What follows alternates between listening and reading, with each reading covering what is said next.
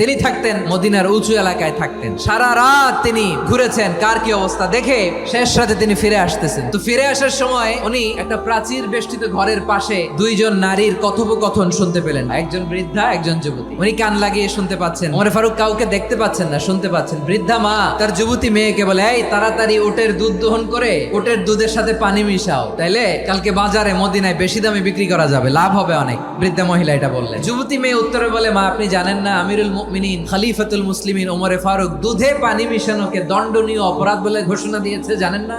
এবার বৃদ্ধা মহিলা বলে, আরে পাগলি, এই ভোর রাতে আমিরুল মুমিনিন ওমর ফারুক আসবে কোত্থেকে? কেউ দেখবে না। আরে কেউ দেখবে না, তাড়াতাড়ি দুধের সাথে পানি মেশাও। এই কথা যখন মা বলেছে, যুবতী মেয়েটা চমৎকার একটা উত্তর দিয়েছে, আপনি ঠিকই বলেছেন, গভীর রাতে ওটের দুধে পানি মিশালে ওমর দেখবে না, কিন্তু মা খেয়াল রাখবেন, ওমর যদি নাও দেখে ওমরের রব কিন্তু দেখে। চিল্লায় বলেন ঠিক কিনা?